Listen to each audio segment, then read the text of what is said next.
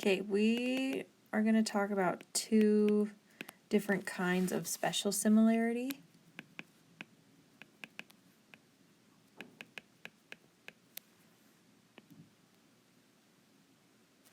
First is angle bisector similarity.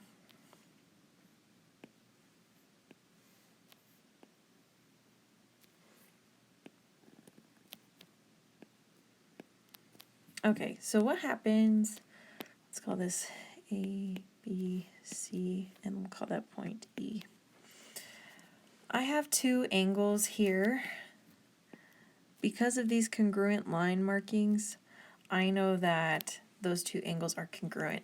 And so this segment BE is what we call an angle bisector. Bisect means it splits it into two and it makes it even. And so there's a long proof of why this happens, and it's pretty cool, but I don't think you want to go there, and I don't think we're ready to go there, honestly. So I'm just going to ask you to trust me on this. And here's your rule. With angle bisector similarity, here are corresponding pieces. AB is going to be proportional to BC.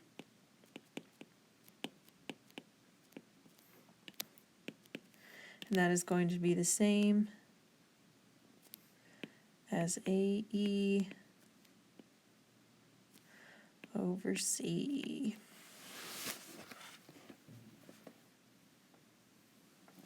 So basically, the way that I do this in my head when I'm looking at a problem is I go, okay, I'm going to start from the angle that is bisected. So I'm going to start from angle B, and I'm going to go out, which would be the blue lines, and then I'm going to come back in, which would be the green lines.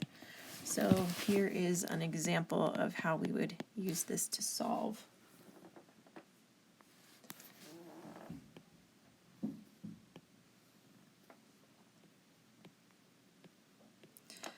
Those lines show they're congruent, so that's an angle bisector. Let's say I have 36, 78, and 65.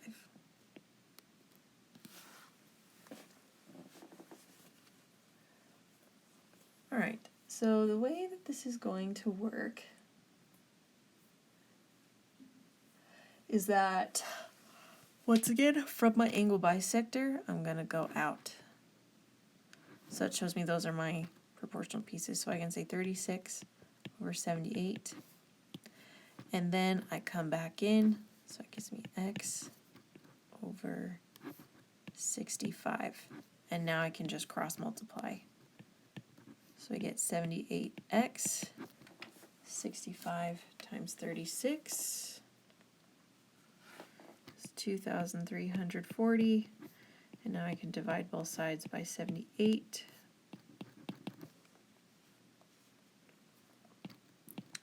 I get 30.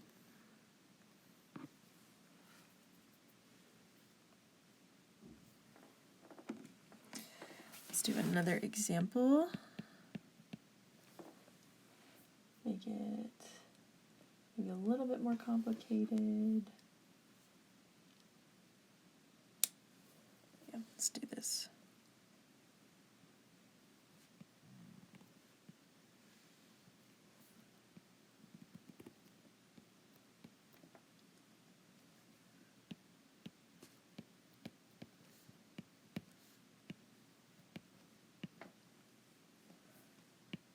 And I'm going to give you something like this. Well, if I go to my corresponding pieces, I know I got 32 over 24. That equals x. But then I have this piece here. I don't know what that piece is, but I have a 14. So that's x. Well, how do I find this piece with the 14 and the x? It's just going to be a 14 minus x, because it's the full length subtracted the piece that we're looking for. And now we can cross multiply from here. So I get 24x equals 32 times 14 minus x. and I can just distribute. So 32 times 14, that's 448. I can add 32x to both sides. That becomes 56x equals 448. And now we can divide by 56. And I get x equals 8. All right, that's angle bisector similarity. Next we have right triangle similarity.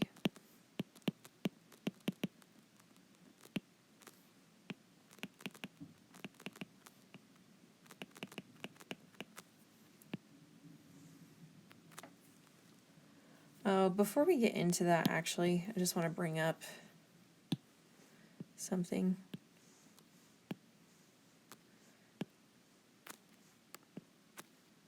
Say you run into a triangle like this, and it has some pieces labeled. Or let's just do this example since we're in the neighborhood. Okay, so 32, 8, 14, and the full side is 5x minus 20. Okay, what I want you to notice is that there are two triangles here. This symbol, this little arrow, means parallel lines.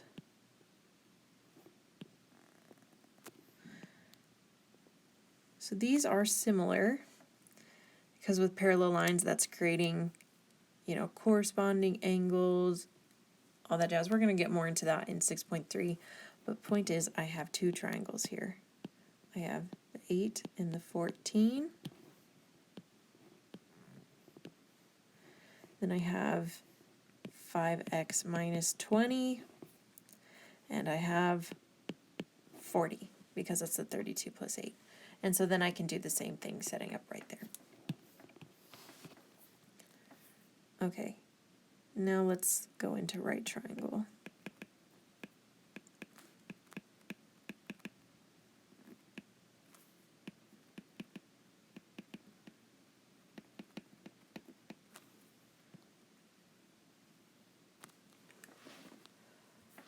All right.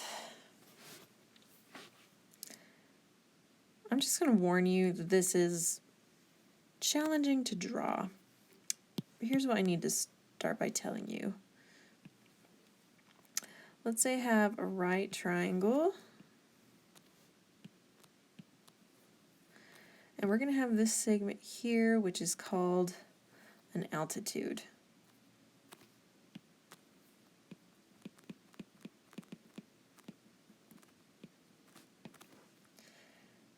Basically, is just the perpendicular height of a triangle. Perpendicular, meaning that it forms 90 degrees down here. When this happens, when I have a triangle, a right triangle that has an altitude,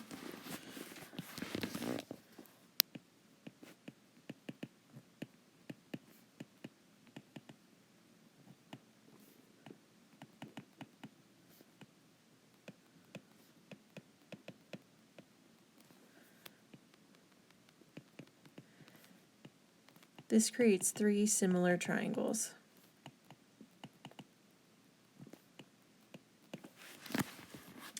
And here's how it happens. So let's call this A, B, C,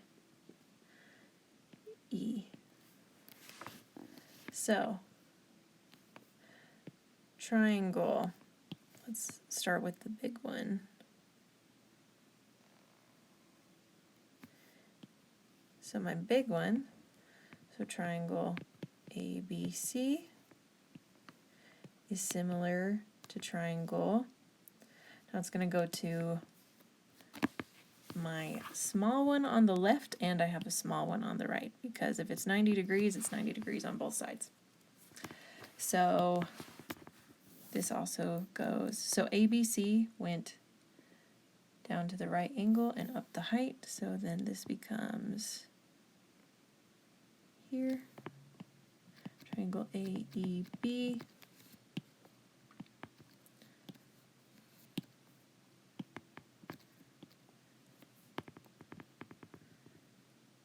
Base, height, hypotenuse.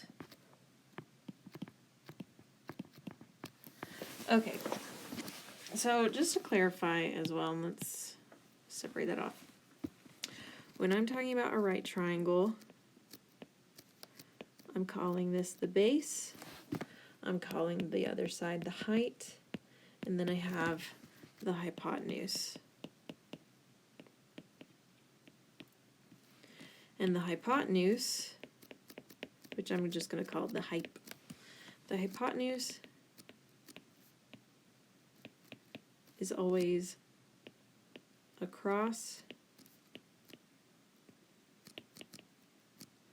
from the 90 degrees. So across meaning over there. And it's also the longest side. So I think the best way to explain this is just through an example.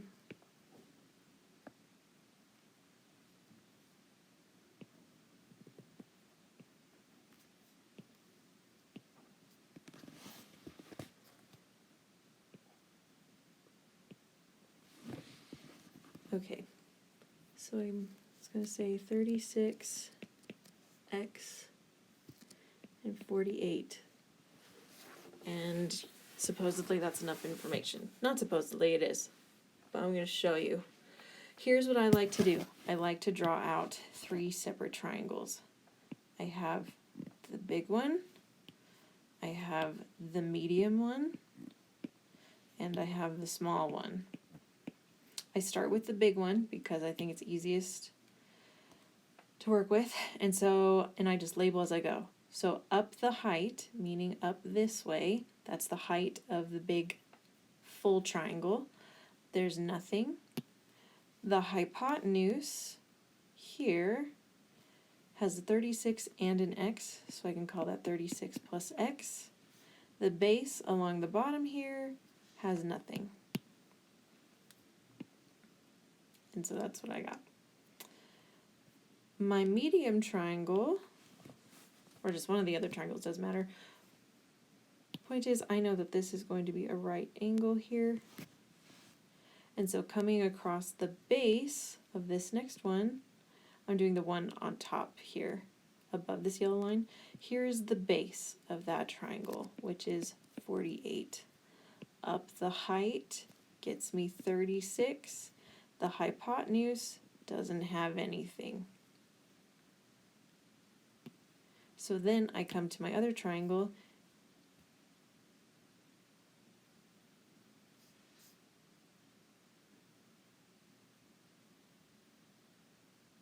Here's the base as x, here's the height as 48, and we have nothing on the hypotenuse. Now, you might have wondered, and I caught myself in this too while doing this, it's like I was actually going to say, well, the base of this triangle is 48. And the way that I drew it is making it more complicated. It's easier to see on your printed version of your homework, but what you really need to know here is that the reason that I did not make that green 48 the base of that triangle is because of this reason. Oh, that was supposed to be red. Let's try that again. No length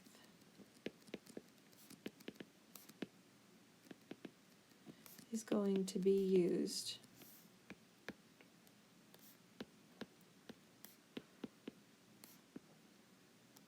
for the same dimension in 2 triangles.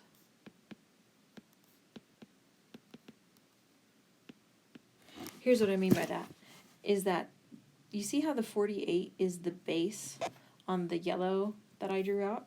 That means 48 could not also be the base of the x, because that 48 would be in the same spot. That is not allowed to happen, and that's just not how it's set up. And so that's a way that you can help determine which goes with which, because since I had already decided that 48 was going to be the base of the yellow, that meant that 48 had to be the height of the green, because it wasn't the hypotenuse. And so your goal here, once you have these separated out, is you need two triangles with two sets of corresponding sides. So I see that this 48 can go with that X. And I'll solve that in black to make things more consistent with color. And I see that this 36 is going with the 48. And the blue, the big one, turns out we didn't even need it because we don't need it to solve for X. So then I can cross multiply and I get 36x equals 48 squared, which we can type into a calculator. 48 times 48, get 2,304. Divide both sides by 36. I get 64. Okay, we're going to do another example of that because it is tricky.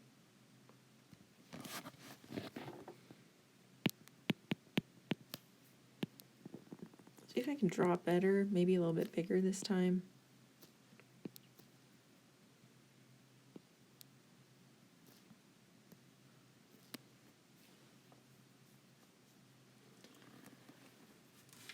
Okay, let's do this.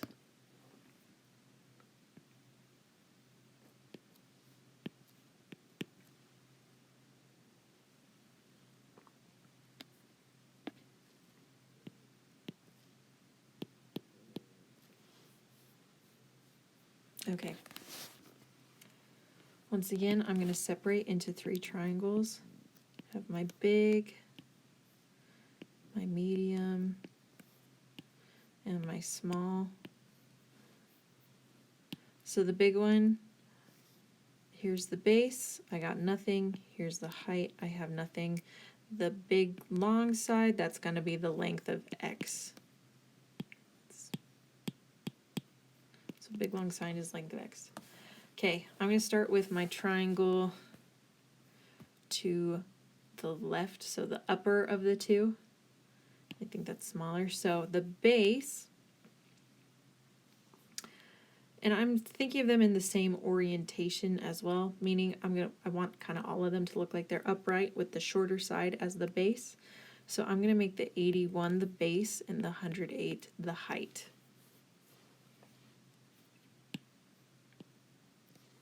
Because I want the shorter side to be the base. And that means for the triangle down here, the base is 108. The height, I don't have anything specifically labeled, but you see how there's an X and an 81. So to find the two, I can just subtract an X minus 81. Turns out I don't need the big triangle because now I have two sets of triangles with two corresponding sides. Meaning the 108 goes with 81. And I have X minus 81 going with 108. Cross multiply. And 108 squared.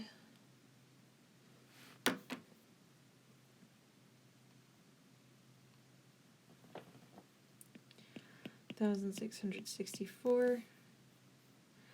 I'm just going to divide by this 81 right now. So then those can cancel. So X minus 81 equals 144.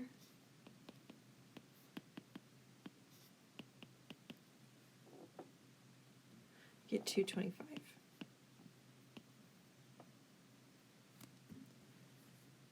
Okay. Like I said, I know that was a bit of a challenging concept. I actually want to do one more example. If you made it this far, I'm proud of you.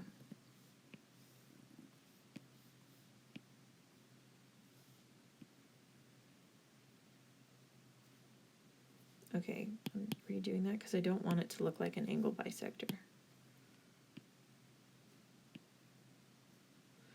Okay, small, medium, large.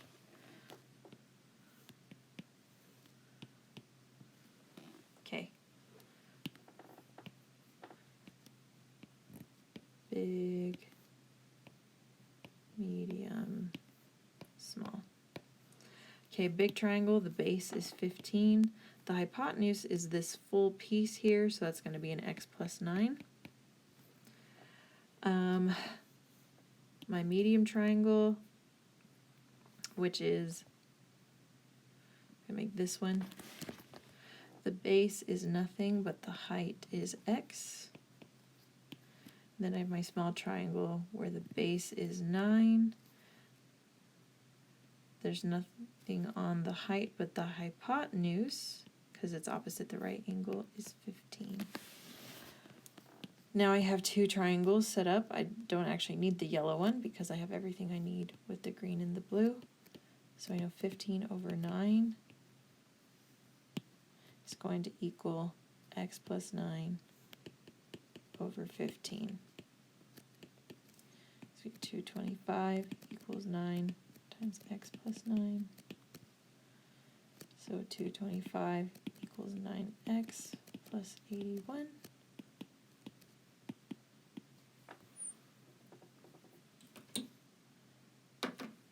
Minus 81, 144. I can divide by 9 to get 16. Okay. If you have questions, please ask me.